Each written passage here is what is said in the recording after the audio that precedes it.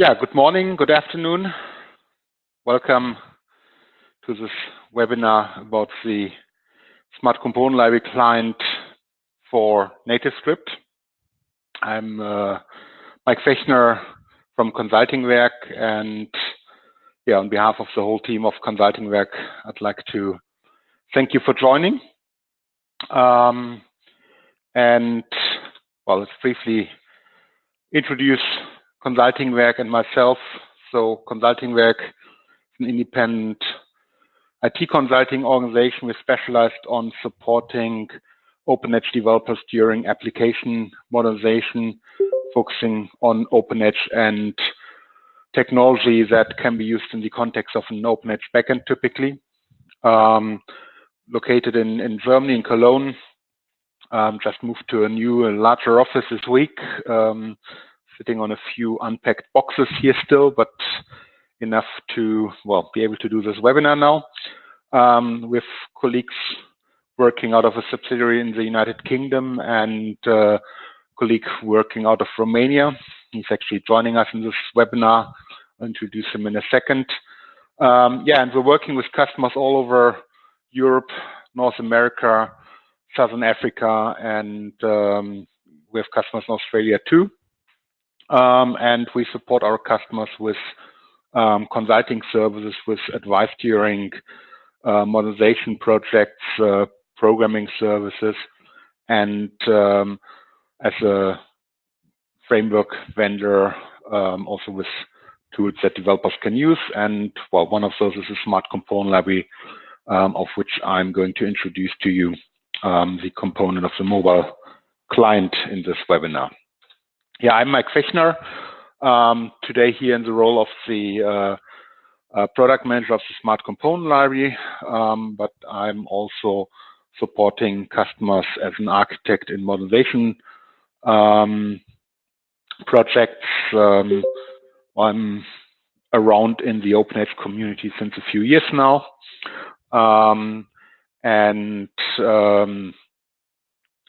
generally very interested in topics like object-oriented designs, software architecture in general, desktop user interfaces, and web technologies. So the main topic of this webinar is missing there. It's not necessarily my personal area of experience or specialization, which is why I have invited my colleague Radu Nikoara. He's working as a consultant, as a developer for us. He always tries to hide the fact that he's also an Open Edge developer. He knows Open Edge since 5 years, because for reasons that I personally do not understand, he prefers to be working with web technologies such as Angular, TypeScript, NativeScript, or Node.js. He is actually the developer and together with me the architect of our Angular front end for web applications and the NativeScript client, which I'm introducing in this webinar together with him. Besides that, he's supporting our customers, he's providing consulting services and doing development on our products, but also for our customers. With the series of webinars that we started in December last year, we are actually celebrating the 10th birthday of the SmartComponent Library Framework. 10 years, maybe very, very high age for a software product, but I think we've managed to keep the framework top current. Still, we're almost every day adding new functionality to it. We're doing very frequently releases almost every week. We almost would have missed it, but someone of us has realized that we did the actual first commit to the development branch of the SmartComponent Library on January the 17th, 2009. A couple months earlier, we started with prototyping and first experience in that range. This past winter certainly marks the 10th birthday of the framework, which we are quite proud of. The smart components for NativeScript, which I'm introducing here, is much younger, which, well, is also due to the fact that 10 years ago, smartphones haven't been that relevant yet, and NativeScript clearly was not available yet there. We started prototyping our first NativeScript client somewhere in the summer of 2017, and yeah, throughout the first half of 2018, we've productized the NativeScript client. So in this coming hour, I'll give you a brief overview of the Smart Component Library, a very brief overview on the backend of the Smart Component Library, and those that know me know how hard it is for me to keep short on the backend of the Smart Component Library, because in this webinar, I want to focus on, yeah, the components that allow us and allow our customers to build mobile applications using Progress's NativeScript product. So we start by giving you an overview of what NativeScript is. Then we'll give you an overview of what is provided as the NativeScript component of the Smart Component Library, and then we will show you, give you a brief impression on what it means tooling-wise and from a developer's workflow, how to build applications using smart components for NativeScript. And in the end, I'm going to mention an integration that we have with the mobile backend as a service platform Kinvey from Progress. I think that's quite relevant because Progress has also been doing some webinars on Kinvey in the last couple of weeks, and so that might help to put that into perspective. So what is the Smart Component Library? With the Smart Component Library, we believe that we offer a framework for application developers that increases developer productivity and flexibility. We believe that the framework does not force developers into a certain direction. It still lets the developer being very flexible. We provide a lot of best practices, and we have our ideas about how applications should be developed, but that shouldn't be seen as the only way. Generally, the framework provides tools that generate lots of code. Very important is always the ability to do round-trip development, so that generated code is not a one-way street. It's always possible to edit the code then later without losing the ability to maintain the application through our tools. We generally integrate with lots of Progress tools, various open edge tools, definitely things like Progress Developer Studio. But when Progress acquired Telerik, we integrated with a lot of the Telerik tools, starting with CanUI, later than CanUI Builder, now NativeScript, and so on. We have integrations with OpenEdge BPM, Corticon, DataDirect, and so on and so on. When we look at the functionality in the framework, we can distinguish two major blocks. One block provides a solid NT architecture for building applications, and as part of that, it also provides an application backend that can be used by a number of different front ends. There we comply with the OERA principles or the common component specification, and so on and so on. Then based on these architectural components, we do provide an application framework, and the application framework provides functionality which sits closer to the user. The application framework provides a very flexible authentication and authorization system. It provides localization. It provides a batch scheduler and features like that can be used basically as a starting point for building application logic. The way that we've designed the Smart Component Library and the application framework is that the architectural components could be used without the application framework. That is because we know that when we start modernizing existing Open Edge applications based on the Smart Component Library. Some of our customers already have a lot of these application framework features as part of the existing application. And yeah, in certain scenarios, it might be advised to keep on using those features from the existing application rather than being required to replace all of it. So it's very also a method of avoiding a big bang scenario during a modernization. So all of our components, both from the architectural side of things and the application framework side of things, they can be used individually as required. It's a modular architecture. Components can easily be replaced with something which is already there through adapters or through custom code or through other means of integration, and that has proven to be a very flexible scenario. So the framework itself is written using the framework. I mean, it took a certain foundation first, okay, but now we use the framework to build most of our tools, and most of the framework code is written in AVL. We ship the full source code to our customers, so we don't keep any secrets there. And we do, roughly between 40 and 45 releases a year.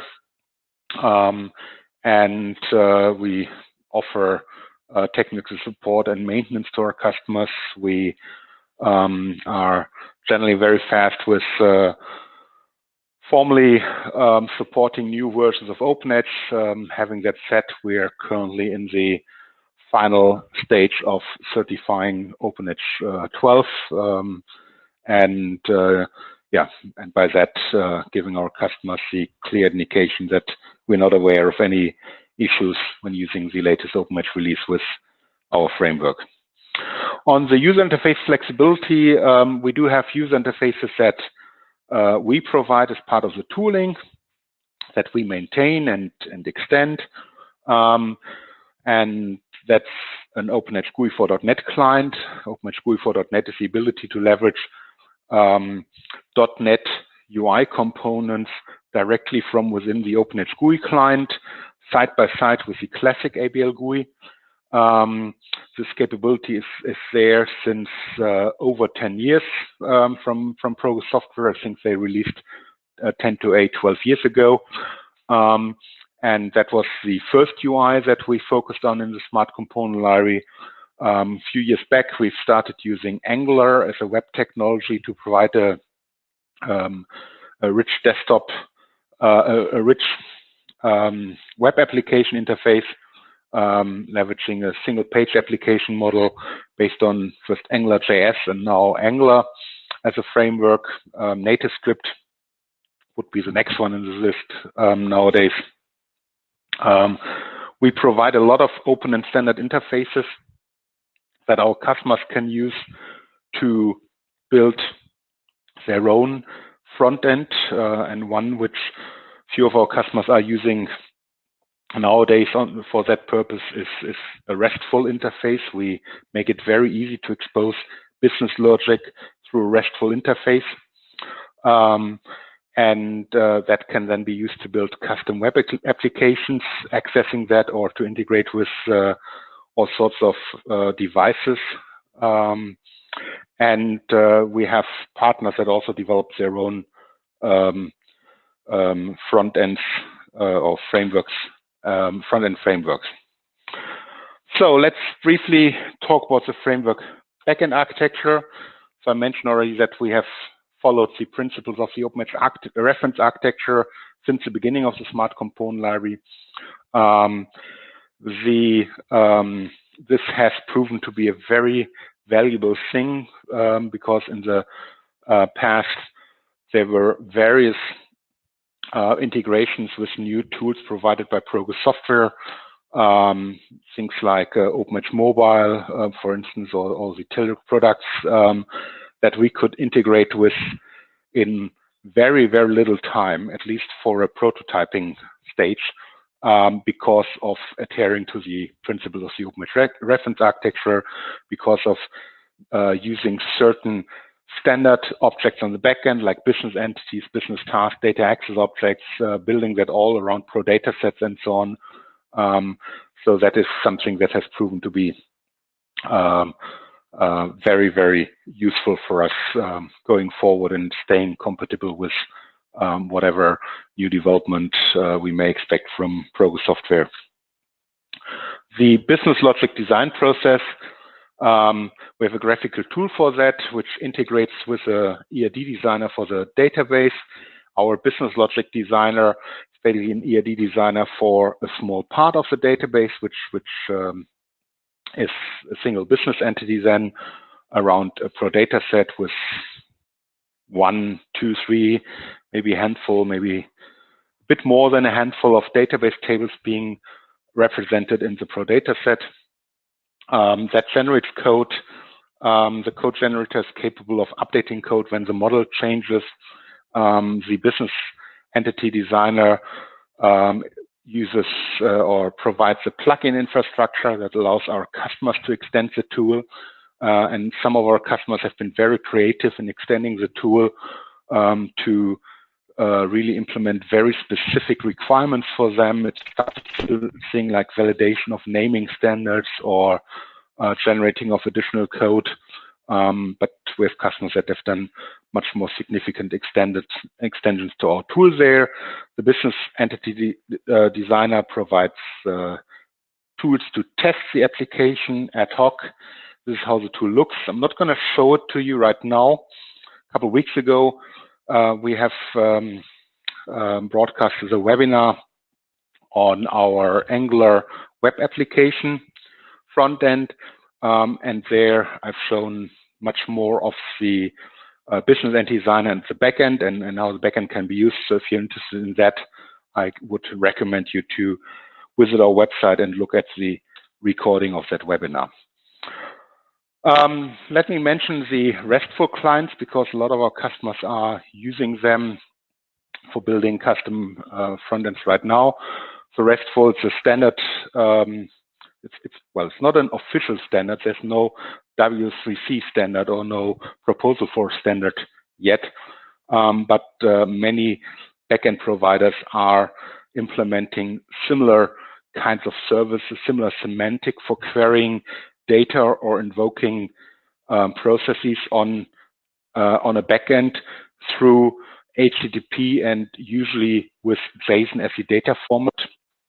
A lot of web developers know how to interact with these RESTful clients, so that makes it very easy to provide them a link, a reference to a service endpoint with a little bit of documentation, and immediately they'll be able to build a front end against that.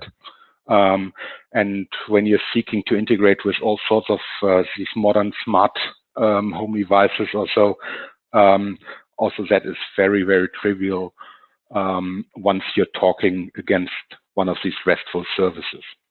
For a SmartComponent Library developer to provide a RESTful service, all that you need to do is you need to build a business entity or business task and annotate certain methods with the kind of operations that you'd like to support, and the rest is done by the framework without any need to write custom code for it. So more details, that's a link to the webinar recording. So when we provide you the slides to this webinar, you can use this link to look at the recording for the previous webinar. So let's start talking about NativeScript. So NativeScript, the N in the curly braces, that's kind of like the short form for NativeScript. What is it? NativeScript is a tool to build mobile applications for iOS devices, so iPhones, iPads, and Android devices. NativeScript brings native performance. So NativeScript does not build web application and packs them in basically a browser runtime onto the device. NativeScript bridges the JavaScript and the TypeScript codes that developers can use to build client logic so that it interfaces with the real UI of an iPhone or an Android device, with providing you all access to all the resources that such a device has. It's extendable. It supports access to the full platform APIs. So it's possible to use things like the cameras, GPS sensor, fingerprint sensors, whatsoever provided by the devices. So the native in the name NativeScript stands for the fact that it's very easy to access the native platform capabilities. The script in the name stands for the ability of especially web developers to reuse their knowledge. NativeScript development means you write UI markup. It's an HTML-like XML dialect. That's my personal way of saying it. It's not really HTML, but you'll recognize it has similar tags. Use cascading style sheets for styling components, and for the client-side code, so the code that runs on the device, it's written using either JavaScript or TypeScript as a control language. It's cross-platform. You build an application once, you write it once, and then you deploy the same code base to iOS devices or Android devices, depending on whether or not you want to fine-tune things or whether you need to access certain APIs which are only available on one platform or the other. You can write platform-specific code as well to take care of the differences between iPhones and Android devices. There are more differences than just the fact that Android devices have a longer lasting battery, and sometimes you need to care about that in your code. It's free and open source, so it's released. All the toolings are released on GitHub under an Apache 2 license, so it's possible to use that for commercial software development. So NativeScript, even though it's open source, it is strongly supported by Progress Software. If you followed Progress webinars about their Kinway platform, you would have seen that it's a key component, that NativeScript is basically the extension of Kinway onto mobile devices. Other big players are having their fingers there too. Progress did implement Angular on NativeScript together with Google. There's a strong, active community. The discussion forums, which are really very vivid. There's a plugin ecosystem, a market for downloading plugins that other developers have built and that might make your life as an application developer much easier. And a very interesting thing is if you are building NativeScript applications and web applications for the same functionality, basically to build omni-channel applications that do this, that have a lot of the same functionality that users can use either from a web browser or from a mobile device, where the user experience is optimized for each of these devices. Still, you might want to use a certain portion of the application source code on both devices. NativeScript allows to build a single project for an Angular web application and for a NativeScript application, and has a certain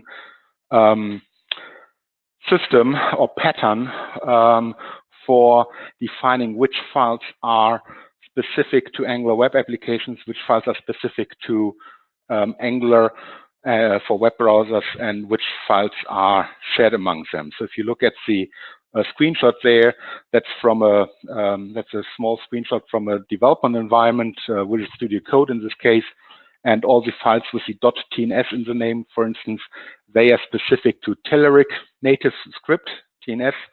The files that lack this part in the extension, they are shared between Angular for web and NativeScript.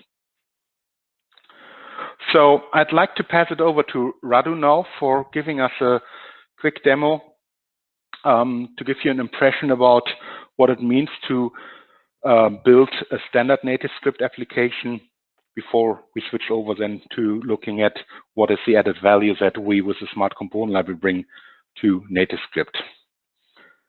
Radu, I'm passing it over to you now. Okay, Mike, just waiting for the, there we are. Okay, so hi everybody. First thing I'm gonna do is show you how to create a, let's call it stock NativeScript project. So it's as simple as running tns create, let's call it sample project. And we use the ng switch to let it know that we want to use the Angular framework for our front-end development. There are also other switches which could tell it, well, I want it to be plain vanilla JavaScript, or I want it to be TypeScript, or I want it to be Vue.js and vanilla JavaScript, or some combination like this. For now, we're going to use the Angular framework. And this should be quite fast.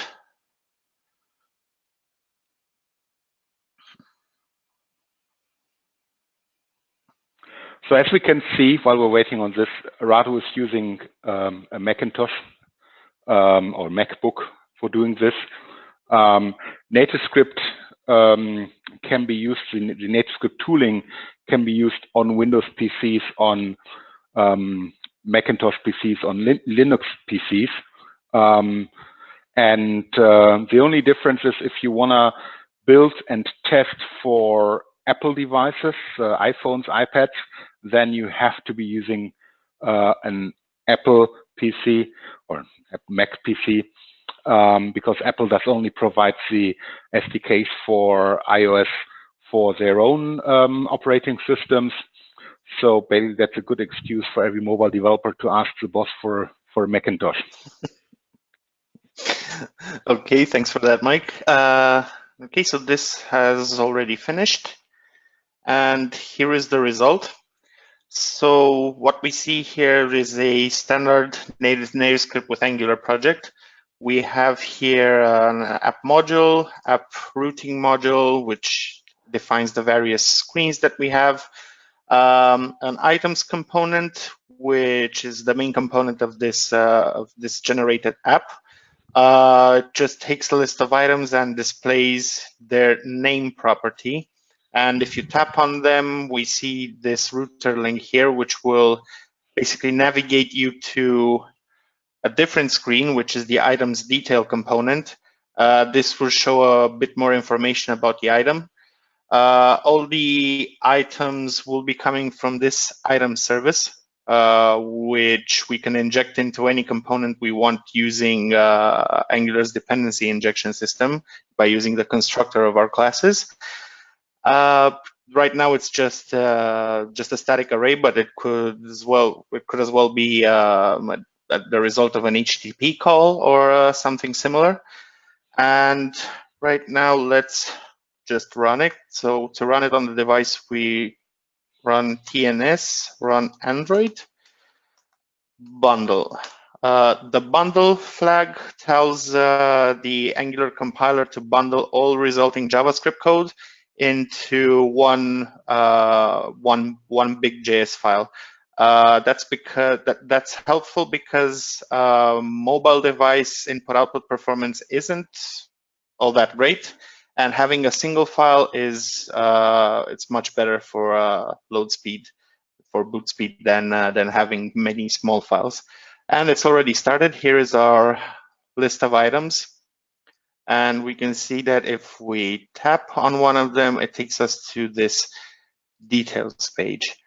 And just to show you how easy it is to develop UI code in NativeScript with Angular, let's just, in the item template here, let's change this to add test at the end of each item name. So we save it. We see it's recompiled already automatically, and now it's refreshing on a mobile device. And there we have it. All of the items now have the word test appended to their names. Okay, that's it for now. Back to you, Mike. Thank you, Radu.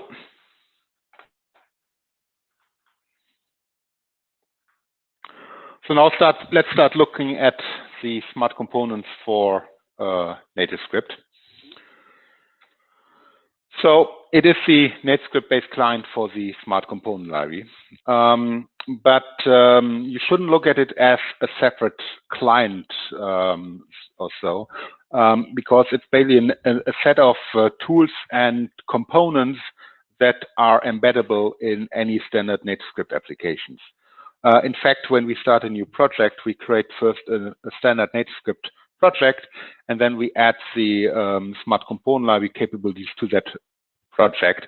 And the same would still be possible if a developer would have spent quite some time of writing a NativeScript application, and then he realizes that, oh, now in order to be able to query data from a Smart Component Library backend or update data there, it would be quite helpful to use our components.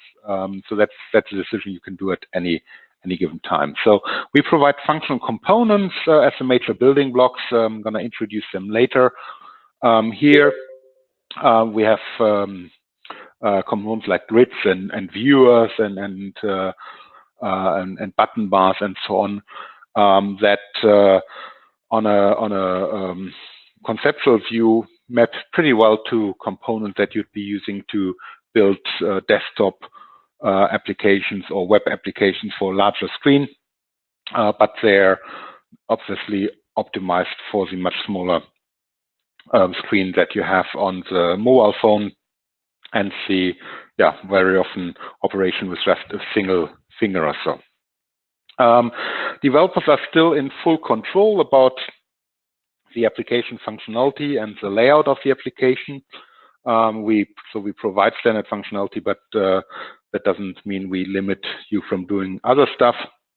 It integrates with various smart framework functionality on the back end, either as part of the component design or component implementation from our side. An example there, for instance, would be field level security. If you build a smart viewer with a series of fields on them, of course, these fields will automatically support field level security, meaning fields that the user doesn't have access to will not be shown, and fields that the user can only see but not update will always be appearing as read-only fields, and so on and so on. Other framework features are made accessible through APIs that developers can use in the client-side code, so that depends a lot on what type of functionality we're providing there, which are the ways we are there. Some of the integrations that we have there, but the list could be extended quite long. It starts with the menu. The menu is rendered based on definitions in the framework backend. Authentication and authorization, of course, the user only has access to menu items that he or his role has access to, with the field level security that I mentioned previously, a token security, which is like a security where we provide basically a statement whether or not you're allowed to do a certain functionality, but what that means if you're not allowed to do that is something that you need to deal with in your custom code. We can authorize all functions of the backend business services, something like the delete functionality in a specific table in a specific business entity, or stuff like that, create functionality, update functionality as well, or query functionality, very fine-grained if you want. And the authorization could also be used against custom data in your application by defining a custom security realm. Maybe you have functions where a certain user would need to be secured against a number of countries in your application database table, and then we could create a custom security realm for that, and maybe that would be used to say, well, this user is not allowed to enter orders for a certain country, but he can enter orders for other countries. While localization, the screen of the application appears localized in the user's language. Error messages appear localized in the user's language. Localization could also take care of other settings in the application. So on the components that we provide, so we have a data source. The data source manages data retrieved from the backend application server. It can query data, update data. It is built around the JSTO. I'll mention that on the next slide once more. It's a non-visual component. The good thing with non-visual components is that we can use almost all of the source code of the data source component on Angular for web applications and on NativeScript. That makes it much easier for us to maintain that and keep it current. We have a grid component which uses a list view component on the mobile devices to provide conceptually the same functionality as a grid in an or a Progress browser, viewers, toolbars or button bars, a lookup component. I'll introduce a few of those in the next couple of slides. So with the Smart Data Source, we simplify the use of the JSTO, the JavaScript data object, a JavaScript library provided by Progress Software. It's used, or it can be used in NativeScript. The mobile components from Telerik, CanUI, CanUI Builder, all those components can use the JSTO very easily. And we on the backend provide out of the box the full functionality of integrating with the JSTO. There's nothing that a developer has to do for that. This functionality is based on a general purpose REST service interface, which exactly speaks the language that the JSTO requires to make data accessible. One of the nice things of the JSTO is it does not only allow you to access data from the backend, it mimics many concepts from the Progress Pro dataset in the ABL. Concepts like how the state of a record is being maintained, how the before image of a modified record is maintained. You can have multiple tables with relations and so on and so on. So a lot of the Pro dataset concepts are there in the JSTO, and that also makes it quite easy for developers to use the data. Our generic REST service interface for the JSTO is supported currently for the PassOE, so the new app server, and the classic app server. However, not sure if everybody feels aware of that. With the release of OpenEdge 12, Progress has discontinued the classic app server. So starting OpenEdge 12, PassOE is the only app server. The duration for which we can keep continuing the classic app server is somehow limited to the lifespan of Progress OpenEdge 11.7. And all our new functionality will be provided for PassOE primarily. So here we see the two standard components that we provide. We have on the left-hand side a grid component. On top of the grid, we see a search field, which provides a Google-like search to the user, a search that filters on a number of fields there. On the right-hand side, you see a funnel icon there, which allows the user to access a more detailed filter. The list view, well, is scrollable, of course, and depending on the choice of the developer, either by tapping on a row or by a swipe gesture, we open the viewer as a detail view, and the viewer would then allow the user to either see all the details of the record or modify fields. part of the viewer, we do have a lookup, which when you tap either in the field or you tap on the lookup button, it opens the lookup view, bit like a modal dialog, but well, it's all full screen in the mobile world, which allows you to select a record in the related table and get back the key field and other fields as expected from a desktop application or so. We have functionality that helps you to build push notifications. We can interact with different push notification providers. When you want to add push notifications to an app, you basically need to subscribe to a cloud-based service. That could be Google's Firebase or Convey, or well, other big internet players have other push notification services.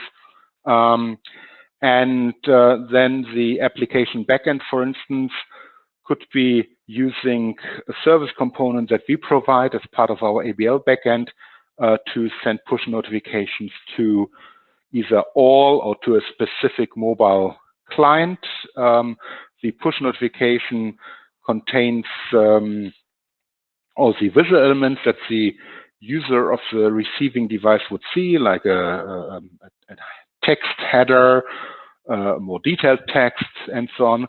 But it can also provide context, and as part of the context, you could be sending all the data required, so that when the user taps on the push notification, the app on the mobile device would know, oh, it's this order, so I need to launch the app first. I need to open a certain view, the orders view, and when I'm in the orders view, I need to locate a certain record, so that from the push notification, the user gets into the directly into the screen where he wants to do something with it.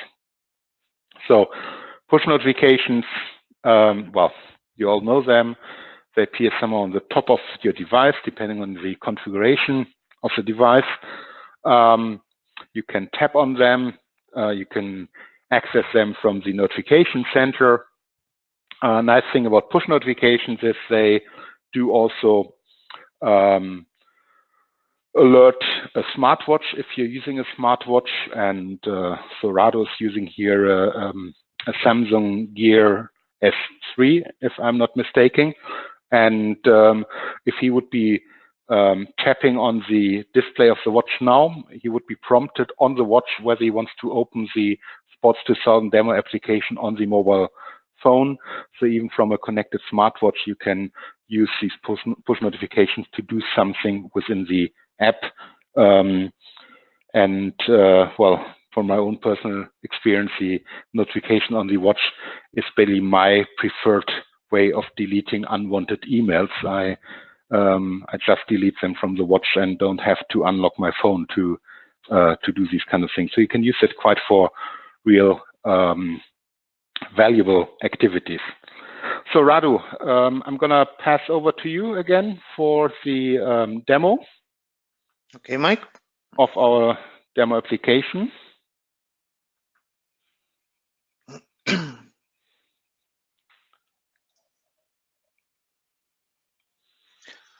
Okay, so this is our Sports 2000 NativeScript demo application. Well, most of it has been simply generated using our CLI tool. There is some custom logic here and there, which I'll show you in a bit. Let's first log in with demo and demo. What we see now here in the home page is a so we call it a menu tree. What it is the equivalent of our smart menu from our web, from the web version of our framework. It's just that instead of having the tree in a single screen layout, what we do is we navigate from each node recursively in different screens because it makes more sense on mobile devices. The menu structure is all repository based. It's coming from the backend. So in the client code, we only have a generated, only have some generated code which just says smart menu tree, gives it a menu structure, a module code, and that's it. So let's click on Smart Web 2 demo. You see we have here a few forms, which again, these are so these entries are part of the menu tree. Again, they're coming from the backend.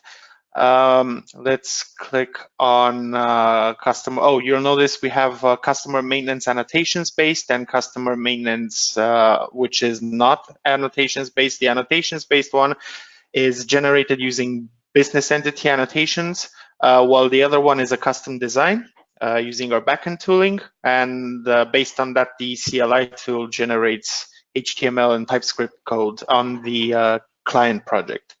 So let's go into customer maintenance now, which again is a generated screen. You'll see on the top here, we have a search bar, which is actually a smart quick search. It uses a named query to search through the customers. We can also apply more complex filters, which are defined by means of JSDO. So that's how we know. That's how the front end knows which operators a field can use, whether a field is actually filterable or not, and so forth. This list of customers is actually a smart grid. Well, it's a grid essentially, but well, obviously on a mobile device it looks more like a list view. The names of the customers are displayed by using a attribute of the grid layout, which is repository based again. Basically, it tells it, okay, just concatenate the customer name and the city. And we have a detail row template for which it displays the comments property of each customer. We do also support swipe actions. So if I click the on hold button here, it asks me if I want to put this customer on hold. I tap OK. It does a backend call, and the customer has been put on hold, and we get a notification for that. What that is actually doing is calling into this put on hold handler, which is the exact same code that we have in our web demo app. It is literally just copied and pasted. Right. We can now tap onto a customer, and we are taken into the detail view, which is a smart viewer actually. Again, this is all generated using the CLI tool. So we have some standard fields here. The layout of the viewer is repository based again. This here is a smart lookup. So what I can do is look up a sales rep and tap on one, and you'll see that the sales rep has been updated, and so has the rep name. That's done by the smart lookup. Also, a bit of custom logic. You'll see that over here, the state field is disabled.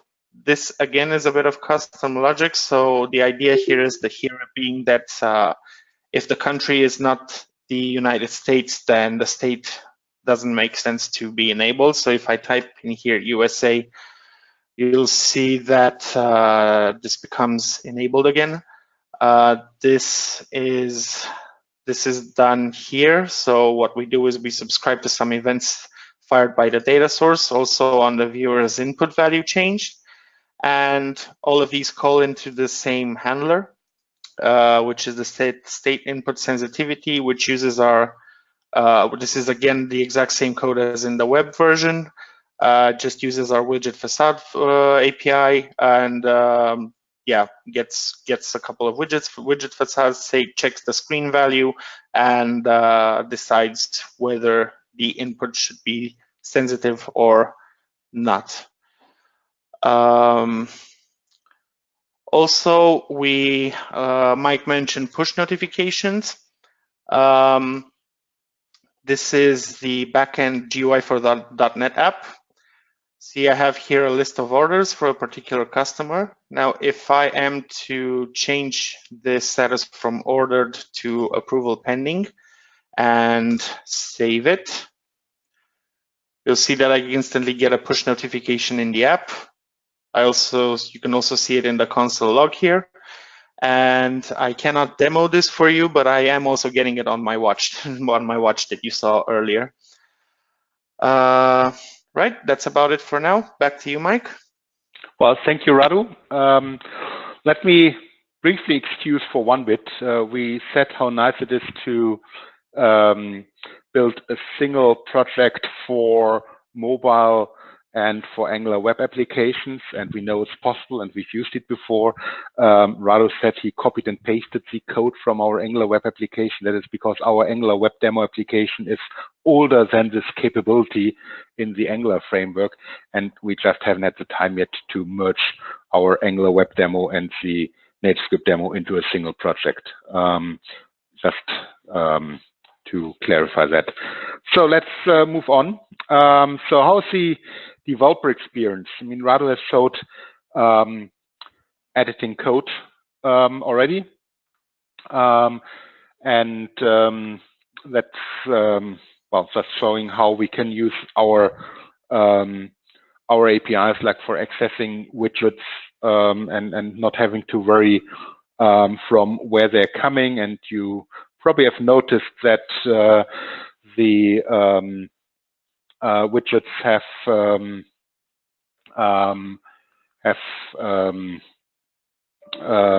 we had properties there that looked like properties of an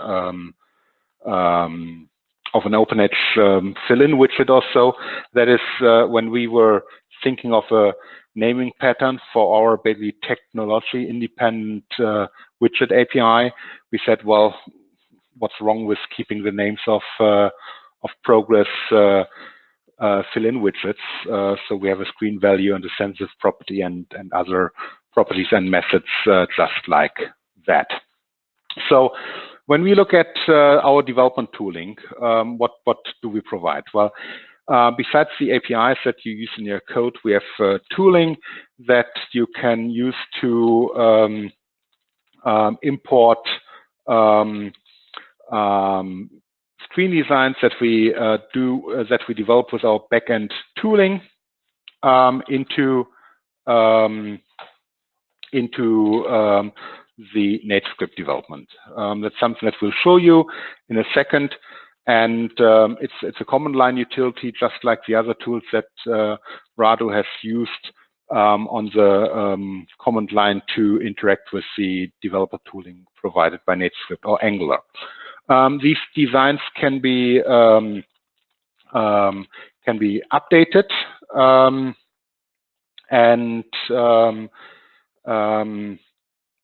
that makes it very nice. We can keep maintaining the designs using our repository tooling, and then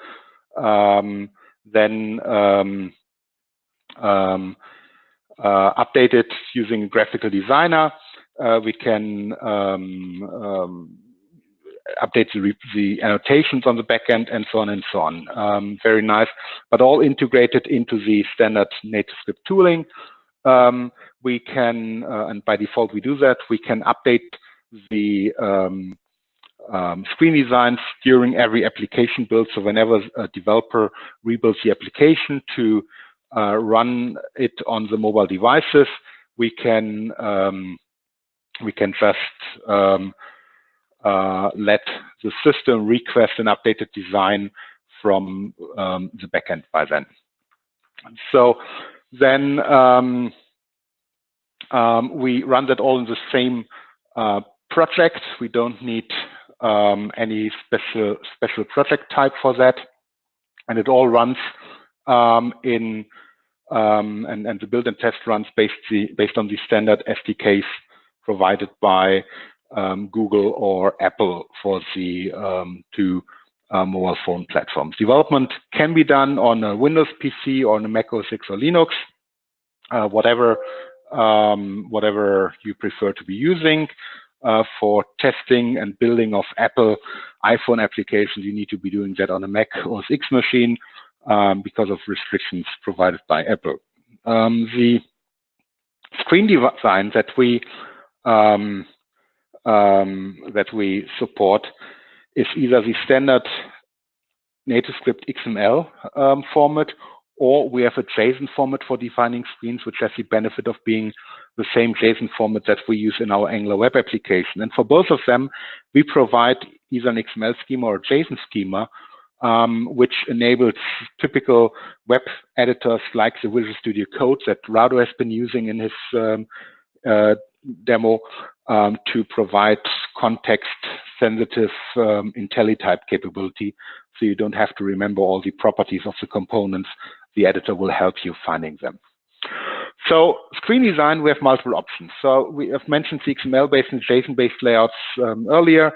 You could be editing them yourself, and there are certainly use cases for very, very special screens where that might make sense to keep on editing the NativeScript XML format, for instance. Or you use the JSON-based formats, which allows us to be compatible with our Angular web applications, or you define screens on the OpenEdge backend. We can define screens by putting annotations into a business entity, or we have a user interface repository, so it's basically an OpenEdge database with the ability of storing UI definition. There we have UI designers. Some of them are what you see is what you get. Others are providing a schematic view of the component you're designing. And with the repository, we can provide the same design experience, and if it makes sense, also reusability of the components on Windows Desktop, Angular Web, or NativeScript mobile applications. So if you want to see what it takes to build an Angular, a NativeScript view based on XML file, here's an example. You see on the top of the screen, we reference the Smart Data Source component by referencing the HTML tag that is registered against that component implementation. And that has a series of properties. One of them is the name of the business entity that it interacts with, or the tables. It could contain filters. Data sources could be dependent to other data sources to have a parent-child relation, and so on and so on. In the bottom, we see a reference to the Smart Grid component. And there, the grid knows the data source from which it's showing data just by referencing the data source name in a property. And that's basically providing the connection between the data and the view. And around that, you see the action bar and the stack layout text there. That is standard NativeScript for defining an action bar, basically a toolbar-like thing, which on iPhones maybe appear on the top of the screen, on Android devices on the bottom of the screen, or vice versa.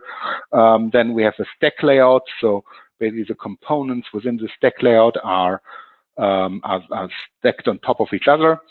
So we could use that for designing our screens. Alternatively, we'd be using the repositories. The repositories support multiple UIs from a single definition. We do have the ability to have certain platform-specific layout definitions there. Samples there would be, well, cascading style sheets that would be used for the web-based UIs, but not for the Windows Desktop. We can specify the row template, row detail template there. We can have completely customized screen designs there. And developers can also use the repository to fine-tune UIs with Apple or Android specific look and feel. When we want to reuse a semi-complex screen on a mobile device, then there might be screens with a grid on the left-hand side and a view on the right-hand side, maybe even a tab folder around that, and so on and so on. And we would certainly not render this screen on the mobile device by showing a list view next to a detail view. That would just be yeah, A, it's not supported by the mobile devices, and B, it would not be usable by a user because it would just not fit with the screen real estate that we have on the devices. So we do certain transformations there. So when we detect these layouts, we turn that into two views, a master view and a detail view automatically. So what that looks like is a screen that's defined like this in the repository and renders like that on GUI4.net with a filter, the grid view on the left, the view on the right-hand side would be rendering like this and that on a mobile device as two different views which are linked with each other as being the master and the detail view. I believe everything else would just not make sense. You can have things like a tab folder on a mobile device. I think it's called a tab bar also. So we rendered those then if appropriate. So if you would have like two viewers on two different tab pages, that's something that we can do, and so on and so on. So let's have a quick demo on the screen design. The screen design tooling is currently available as a Windows desktop application only. It's OpenHGUI4.net. We are in the phase of building a concept and very soon a first prototype of providing the screen designer as a web application. I don't think that we will ever have a web designer as a mobile phone, the screen designer as a mobile phone application. It just wouldn't make sense for that kind of use case. So currently, looks like that. I'm within a GUI4.net application. That could be an application that just contains our framework maintenance screens. It could be an application that also has your own application in there. And then somewhere in the menu, we do have the object master designer, which opens on the other screen again. Let's move it over. So that's the screen. I'm looking now at the customer form layout, which I had on the screenshot earlier. This screen has certain properties of its own, like the title bar. And the screen contains a list of instances. I can look at the list of instances in this tabular fashion. So I see there's a data source on the top. I see a filter, a grid, a view, and a default toolbar, all in this top grid. In the bottom grid, we see then the properties of all of these individual components. I can look at the schematic view of this, where I just see, okay, how these components are rendered relatively to each other. Since we are rendering them to responsive web applications, to NativeScript mobile application and GUI4.net, it would be very problematic at this point to provide a what you see is what you get, because, well, what you see is in which environment. We do have what you see is what you get designers for some of the component types. So if I'm opening the grid, for instance, then the grid is also a list of references to fields. But here we do have a graphical design preview, and I can use this to change the properties. If I make the columns wider, I can, those will be saved. If I change the order of the columns, that will be saved to the repository as well. And we have a similar, what you see is what you get experience for the viewer layout. Again, the viewer is a series of fields, but we do have a graphical design there. The graphical design of the viewer, it's being made in the Microsoft Visual Studio designer. I do have time to talk about that because the first time that we load this, it takes a couple of seconds. So white one in the background now. So now we see the design view of that viewer. Again, this kind of design, as we see it now, makes a lot of sense on a Windows desktop where you want to have a pixel perfect design. On a web application, this would be translated into responsive design where the two group boxes in the top might be placed next to each other, but if the screen is not wide enough, they would automatically wrap. On the mobile device, we are always gonna turn this dynamically into a one-column design where we translate the labels of the group boxes into separators and labels in the smart viewer on the mobile device. Why are we doing that? Because on a nice mobile phone application, you want to be able to operate everything with the phone lying in your 4 fingers, and the thumb would be the only finger you would be used to using it. And well, the thumb works best if you're just scrolling up and down. So the combination of scrolling up and down and left and right just doesn't make sense on a mobile device. So Rado's going to show us now how he's going to import this view into a new mobile phone application project. Showing our command line tooling there. Just one side note on the command line tooling that might be a bit confusing for some of you. For decades, more and more developer tooling has moved into complex and feature-rich IDEs like the Microsoft Visual Studio or Eclipse or so, where developers have been used to have wizards for everything. Especially with web technology in the last couple of years, the trend was going in the complete opposite. Most web developers prefer to use a simple text editor. Well, they're not so simple anymore, but basically a text editor with a project view, which is basically just a tree allowing you to navigate to different files very, very fast. Then for things that previously were using wizards, or that maybe .NET developers or OpenEdge developers or Java developers are still used to use wizards, web developers like to execute commands on the command line. So they open the DOS box or the Linux shell or the Mac shell, and they use these ng or TNS or whatever scripts on the command line. And well, it's just a completely different trend that we're following there as well. Okay, thank you, Mike. So just a quick note to save some time. In the previous new project that I created and showed you, I executed our CLI tool to install the SmartComponent library into it. So basically, it's just STL install. It installs our library, generates a login screen and a menu, and that's about it. So let's see. Here is the project that we saw earlier.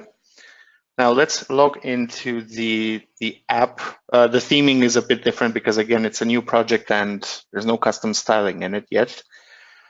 So log in. We Rather, see you're saying we're not forcing everybody to use the Consultingwerk logo on the login screen. Of course. Yes. Now, what we see here is the generated menu tree that I showed you earlier in our Sports 2000 demo app. And because it's repository based, it already has all the menu items. But you'll see if I click on customer maintenance now, I will get this error here. Cannot match any routes for URL segment customer. That's because we don't yet have the customer screen implemented in this project. And now what I'm going to do is show you how easy that would be to do using our CLI tool. So it's as easy as SCL, generate form, form name, customer form ID is customer form. Let's say customers.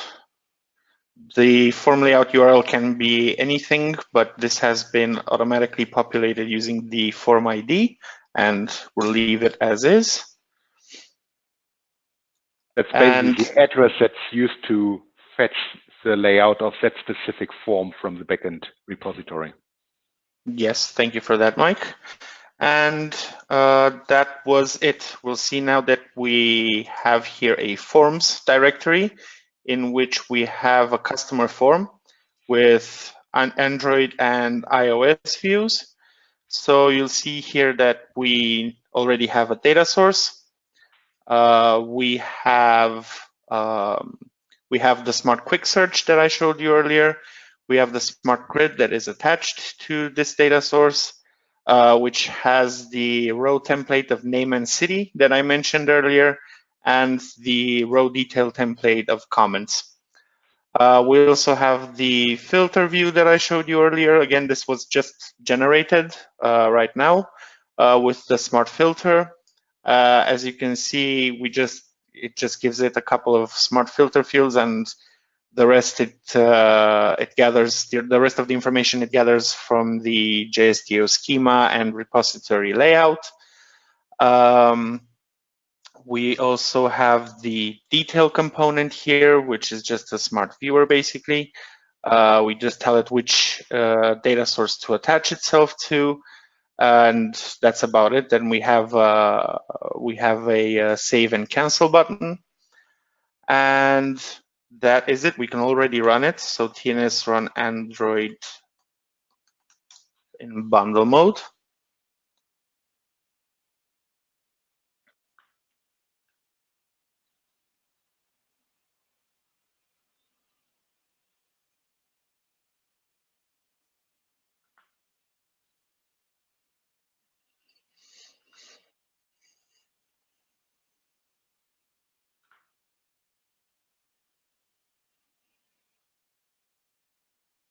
Okay, now it's refreshing the app on the mobile device.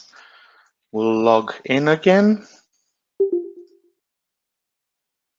And if we navigate again to this screen and now click on the customer maintenance form, we'll see that it no longer throws the error. Instead, it navigates to that specific screen.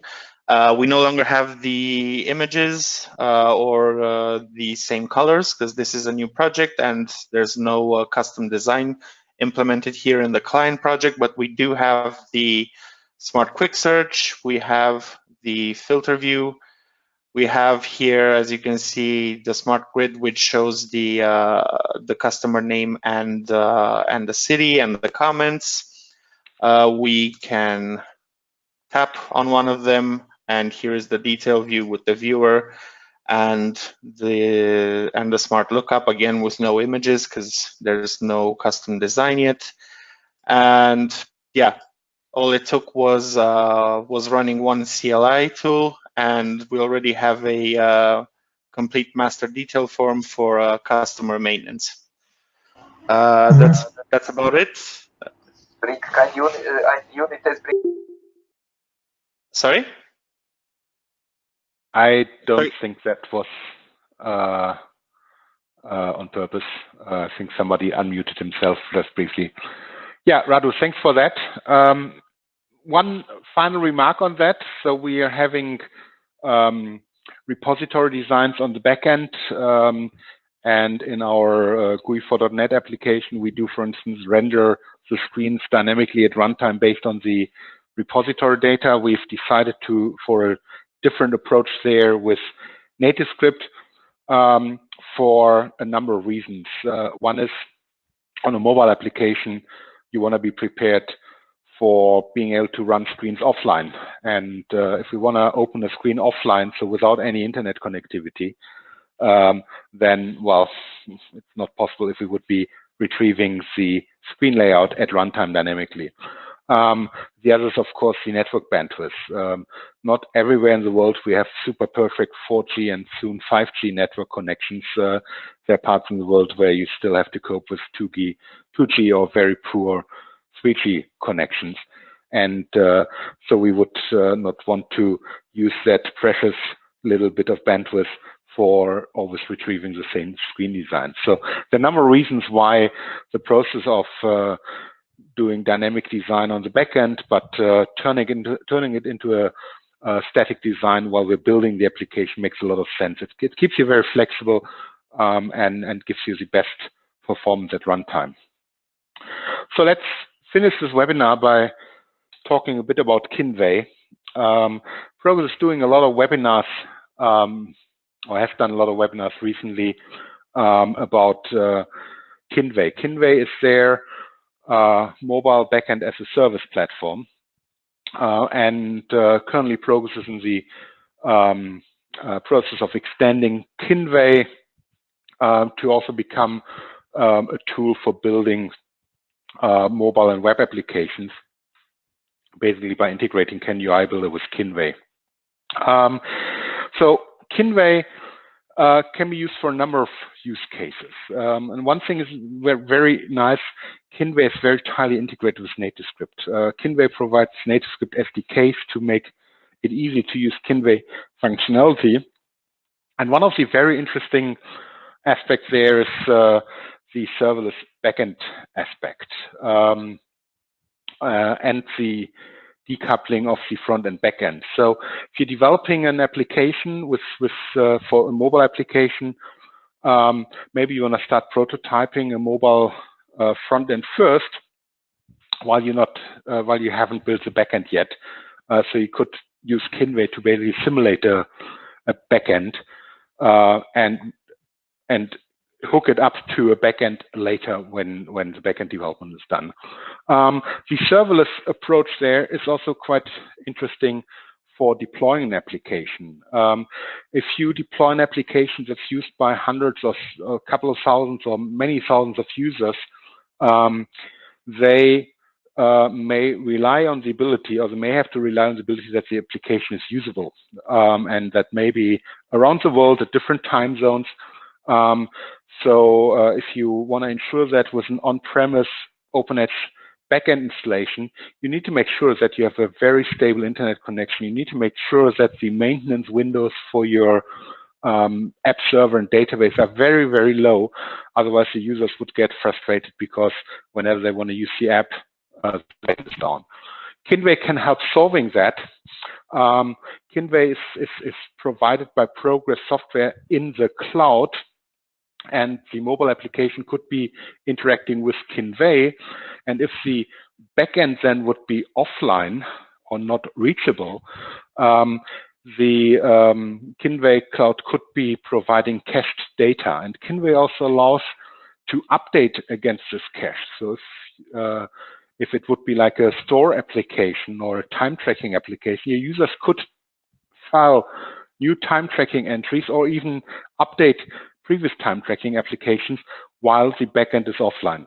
And when the backend becomes online again, there's synchronization capability, including conflict resolution capability within Kinvey. The other use cases, let's think of a store where you have a large item master table, which is very infrequently updated, but all users of the mobile application need it. So I don't want to know what happens to your on-premise backend when 100 users on mobile devices in parallel query the items table. That might have some consequences on the bandwidth of your on-premise internet connection. So that's something where Kinvey can help by keeping data which is not frequently updated within Kinvey, and you control whenever you want to update the cache in Kinvey. Kinvey also integrates with various enterprise backends. I mean, the list is long. You can look that up at the Kinvey website, but it includes systems like SAP and others. And it integrates with a lot of authentication systems which are typically used in enterprise, like Active Directories, SAML, and OAuth2 systems. So what our adapter does, it allows us to access the data on the app server backend through a JSTO instance hosted within Kinvey.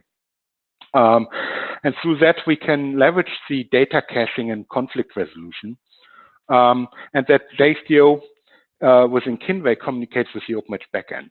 That makes it transparent to the development of the mobile app, and it makes it transparent to the development of the backend if or if not Kinvey is used.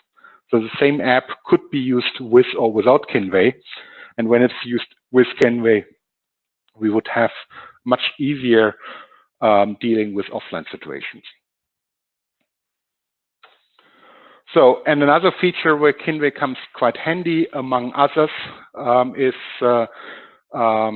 everything around authentication through Kinway. It's very easy, also using the SDKs of Kinway, to authenticate against Active Directories or SAML or OAuth2 and so on.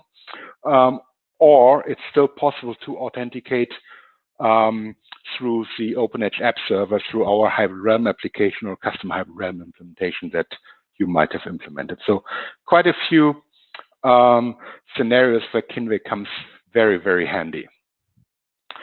Yeah, and we've developed the adapter for Kinway last year. We've used it in one project already, in one customer application.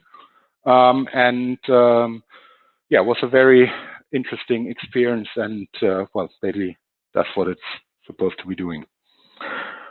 Yeah, well, and with that, I'm coming to the end of the webinar for today.